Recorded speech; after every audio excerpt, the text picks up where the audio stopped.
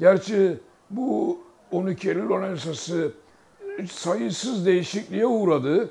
Fakat hala özgürlükçü bir nitele gelemedi. Şimdi bütün bu uygulamalardan dersler çıkartarak yeni bir anayasada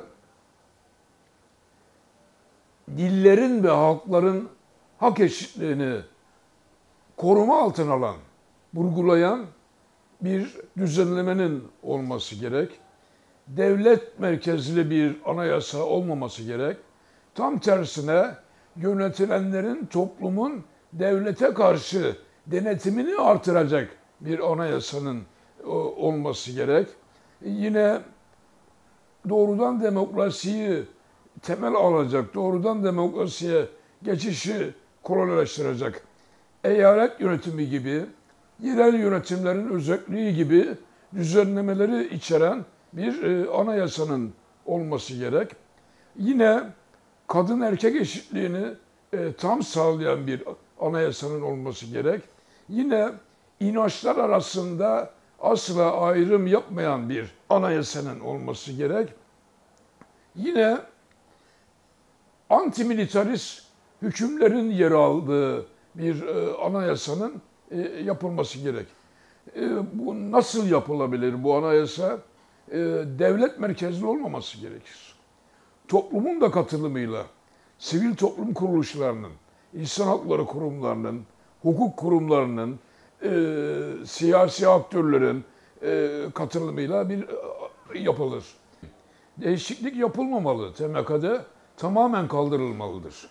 Sömürge ülkelerde, kolonilerde sömürgecilere karşı kurtuluş savaşları başlayınca emperyalistler ceza yasasıyla yetinmediler, özel yasalar getirmek istediler. Terörle mücadele yasasını anlamak için düşmanla savaş hukukunu anlamak gerekir. Düşmanla savaş hukukuna göre devlete muhalif olanların temel hakları olamaz.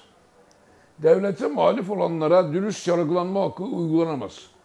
Devlete muhalif olanlara karşı suçsuzluk karinesi uygulanamaz. Devlete muhalif olanlara karşı suç ve cezanın geriye yürümezliği ilkesi uygulanamaz. Yani muhalifleri terörle mücadele yasası açıkça düşman olarak görüyor. Ve yurttaş ceza yasası onlara uygulanamaz diyor. Yurttaş ceza muhakemesi yasası onlara uygulanamaz diyor. İnfaz açısından da farklı bir infaz sistemi getiriyor. Hücre tipi infaz sistemini getiriyor. Bu bizde 1991 yılında terörle mücadele yasası yürürlüğe girdi. 80'li yılların sonlarına doğru Kürt mücadelesi hızlanmaya başlamıştı. Kürt mücadelesini gelişmeden bastırmak amacıyla, tabii ki bu aynı zamanda solu da bastırmak amacıyla da 1991 yılında terörle mücadele yasası gündeme geldi. Yani doğrudan düşmanla savaş hukukunun anayasası olarak uygulanıyor.